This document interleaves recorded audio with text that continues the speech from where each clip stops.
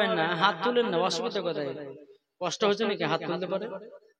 এই জান্নাতি বাগানে যতক্ষণ হাত তুলে থাকবেন, আল্লাহ বলতেছে হাত গেলেকে জান্নাতে বানাবেন। কি করবেন তখন? যারা হাত নামিয়ে আছে তারা তো জান্নাতি হবে না। হাত তুলেন, যা হাত তুলেন না গো, যারা যারা হাত তুলেন হাত তুলেন না। বাবা যে মুসলমান সোনামানি, আচ্ছা বলেন তো, ইমাম হোসাইনের নামে কেউ কেউ দুইটা ভাই 1000 টাকা দিয়ে দেবেন? ইমাম হোসাইনের নামে আছেন কেউ?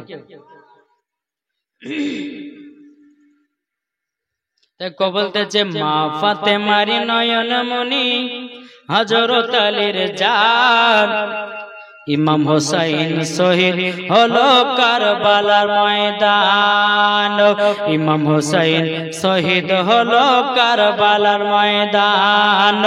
মা ফাতেমার নয়ন মনি হযরত আলীর জান, ইমাম হোসাইন শহীদ হলো কারবালার ময়দান।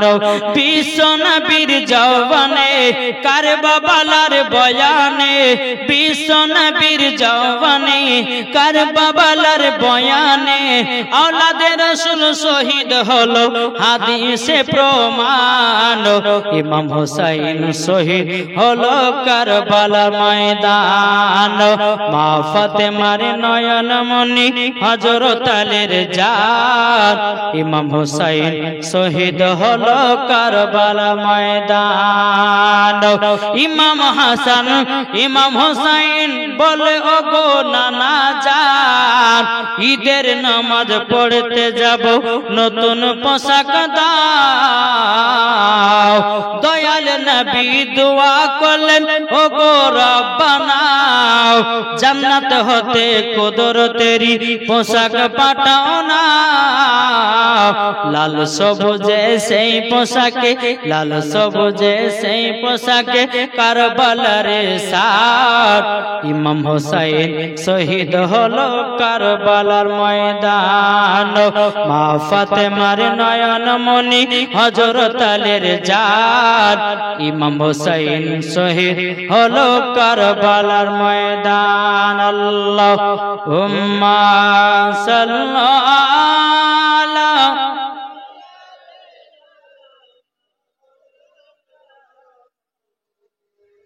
ওয়ালা আলে সাইয়্যিদিনা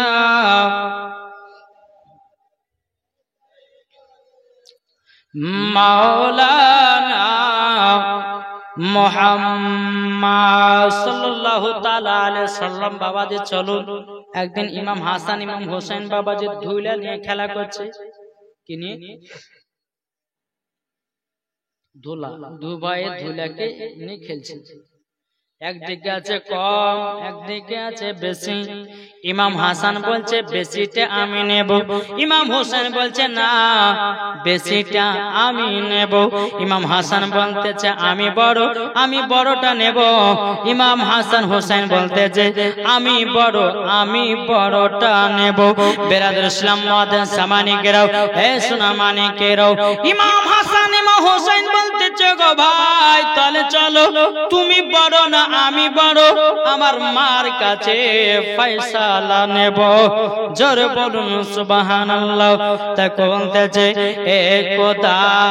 একদা ইমাম হাসান করতেছে বয়ান, কার বড় শান ইমাম হাসান হাসান। ইমাম হাসান ইমাম হোসেন বলে ওগো আম্মা জান, দু ভাইয়ের মধ্যে কে বড় তুমি বলে দাও। জোরে ইমাম হাসান ইমাম হোসেন বলে ওগো না আম্মা জান, দু ভাইয়ের মধ্যে কে বড় বলে দাও। খাতুন জান্নাত কে বলছে, বলে মা আমাদের দুই ভাইয়ের মধ্যে কে বড় আর কে ছোট একটু বলুন তো।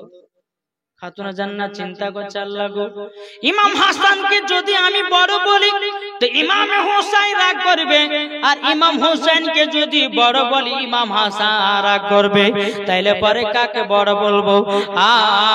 বেরাদুল ইসলাম মাদান সামানিক রাম, খাতুনে জান্নাত বলতেছে বলো আমার বেটারা, তবে শুনে নাও, তোমরা দু ভাই সমান সমান। ইমাম হাসান ইমাম হোসেন বলছো গো মা জানো আমরা প্রমাণ নিতে চাই গো মা।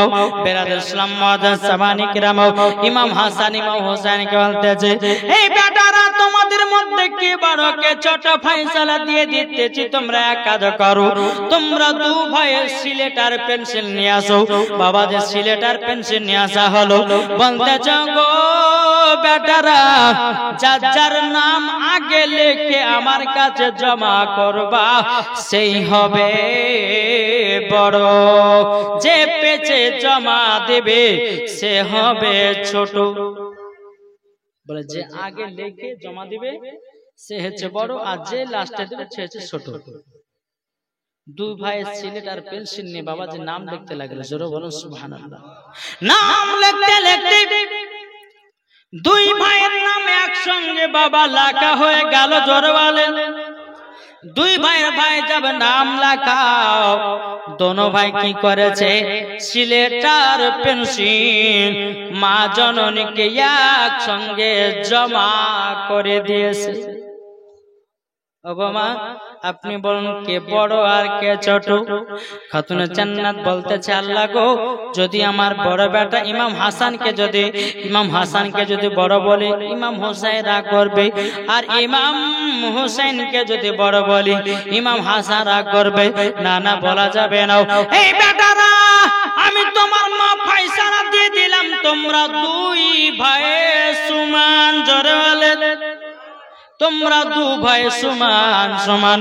বেরাদুল ইসলাম মাদান সামানিকেরা, এই সোনামানিকেরা, ওগো আমার আব্বাজি মুসলমান ভাইরাও, যখন বাবা যে কথা বলো গো মা, ও মা জননী তোমার ফয়সালা কেমন লাগে? আমার খাতুনে জান্নাত বলছো গো ইমাম হাসান ইমাম হোসেন তোমরা এক কাজ করো। বলে কি কাজ? বলে কাজটা হলো এটা, তোমরা চলে যাও তোমার আব্বাজির কাছে, তোমার আব্বা ফয়সালা দিবে কে বড় আর কে ছোট। বাবাজি ইমাম হাসান ইমাম হোসেন হযরতে আলীর কাছে গেলে বলে আব্বা গো আমাদের মধ্যে কে বড় কে ছোট বলে দাও। হযরতে আলী মনে মনে চিন্তা করে আল্লাহ গো, যদি ইমাম হাসানকে যদি বড় বলি ইমাম হোসেন রাগ করবে, ইমাম হোসেনকে যদি বড় বলি ইমাম হাসান হয়তো রাগ করবে। না আমি দুই বেটার মধ্যে কাউকে বড় ছোট বলতে পারবো না। হযরত আলী রাদিয়াল্লাহু তাআলা আনহু তিনি বলতো আমার বেটারা তোমরা শুনে নাও, তোমরা দুই ভাই সমান। জোরে বলুন সুবহানাল্লাহ। দুই ভাই তোমরা সমান।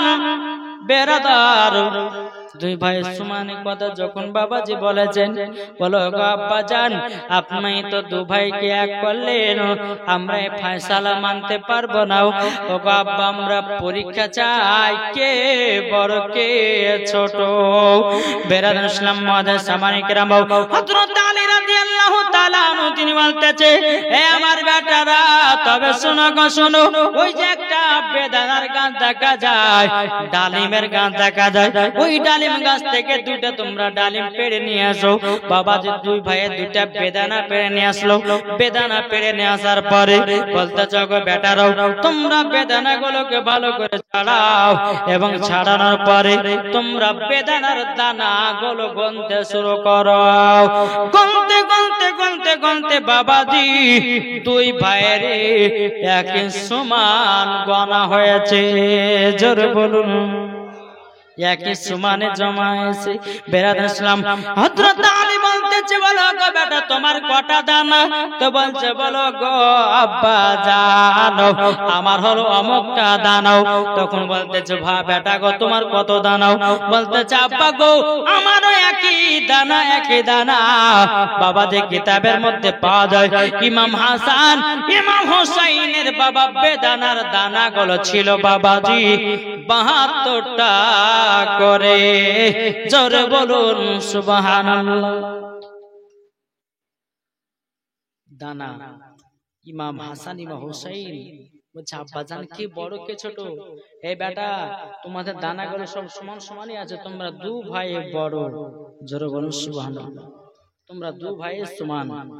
বলে আব্বাজান তোমার বিচার ফয়সালা কেমন কেমন লাগে, তোমার বিচার কেমন লাগে? তবে আমরা চলে যাব নানাজির কাছে। জোরে বলুন না, নানাজির কাছে যাব। বেরাদার ইসলাম মুআজ্জাজ সামানি কিরাম নানাজির কাছে গিয়ে বলছে লাব্বাইক ইয়া রাসূলুল্লাহ, লাব্বাইক হাবিবাল্লাহ। গো নানাজি, ওগো নানাজি, আমাদের দুই ভাইয়ের মধ্যে কে বড় কে ছোট তুমি বলে দাও। কি বড় আর কে ছোট? ওগো নানাজি বলুন। ইমাম হাসান ইমাম হোসেন যখন নবীকে বললেন, আমার নবী মনে মনে চিন্তা করছে আল্লাহ গো, ইমাম হাসান ইমাম হোসেনের মধ্যে কাউকে যদি বড় বলি তো ইমাম হাসান আকবর, তো এক কাজ করি, বলে তোমরা দুজনাই সমান। জোরে বলো, তোমরা দুজনাই সমান। ইমাম হাসান ইমাম হোসেন বলছে গো নানাজি, আমার আব্বা মা দুজনাই সমান, আমাদেরকে বলেছে গো নানা, তবে আপনার কাছে শেষ ফয়সালা একটা প্রমাণ পেতে চাই। আমার নবীজি বলতে চাই গো ইমাম হাসান ইমাম হোসেন, তবে শোনো গো শোনো, একটা আপেল কেটে দিলাম, একটা আপেল কেটে দিলাম, একটা হলো বেশি আধখান, একটা হলো কম আধখান। আমার নবীজি বলছো গো আমার নওয়াজে রাসূলেরা বেশি আধখান করে একটা আপেলকে কাটলাম, আকাশে উড়াইয়া দিলাম, যার দিকে বেশি আপেলটা পড়বে সে হলো বড়, আর যে যার দিকে ছোট ফাঁকের আপেলটা পড়বে সে হবে ছোট। জোরে বলুন সুবহানাল্লাহ। এ বাবা যে মুসলমান ভাইরা, ওগো আমার সূরা মানিকেরও, আমার নবী যে আপেলটাকে আপনার বেশি আধখান করে কাটলেন, কাটার পরে আসমানের দিকে বাবা চালায়া দিল। আল্লাহ পাক আল্লাহ তাআলা বলছো গো আমার জিবরিল আমিন, তবে শুনে নাও ওগো আমার জিবরিল আমিন, আপেলটাকে সমান সমান কেটে দাও। ইমাম হাসান যেন না রাগ করে, ইমাম হুসাইন যেন না রাগ করে। বেরাদার ইসলাম মুআজ্জাজ সামানি কিরাম, এ সোনা মানিকেরা, ওগো আমার মা খালারা, তবে শুনে যান মারাতের বেলা ইমাম হুসাইন বলতেছি বলো গো নানা জানো, আমাদের দু ভাইয়ের মধ্যে তো দুটো ভাগ পড়ে গেল, বলো তোমরা দু ভাই আপেলের ভাগ গুলো নিয়ে আসো। বাবাজি দেখতেছে দুটা ফাঁকে সমান সমান। জোরে বলুন সুবহানাল্লাহ।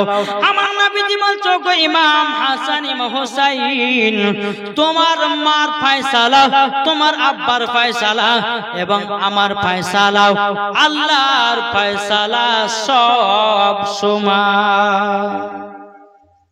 তাইলে বোঝা গেল বেরাদার ইসলাম মুআজ্জাজ সামানি কিরাম, ইমাম হাসান ইমাম হোসেন বাবা বেরাদার ইসলাম নবীজির কাছে নানাজির কাছে আপনার ফয়সালা নিল।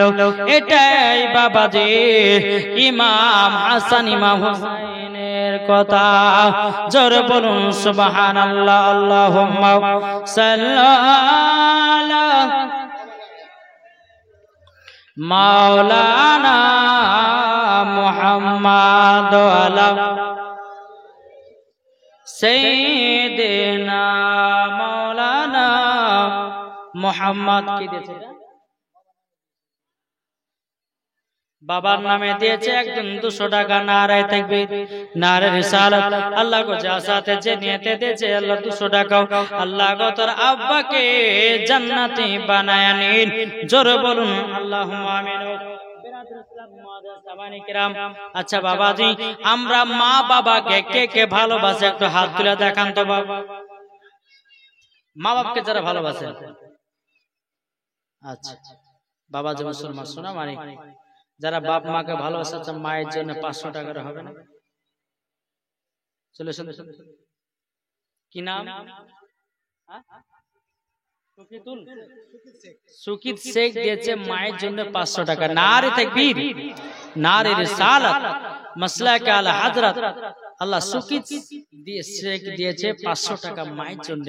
আল্লাহ গো মা বেটার প্রতি ভালোবাসা মোহাম্মত বানিয়ে দিন এবং মায়ের কবরে জান্নাতি বানিয়ে জোরে বলুন আল্লাহ আমিন। আর হবে না? আর মায়ের জন্য পারবেন না কেউ দিতে? এ ভাই মায়ের জন্য 500 পারবেন না কেউ? যে মা আপনাকে দুনিয়ার মুখ দেখেছে, এই আপনি 1000 টাকা দেন তো মায়ের জন্য লেখেন। কি নাম? নূর আলম, খুব বড় লোক আছে ছেলেটা। নূর আলম শেখ দিয়েছে 1000 টাকা। নারে তাকবীর, নারে রিসালাত, মাসলাকে আলা হযরত। আর হবে না মায়ের জন্য কেউ দেন?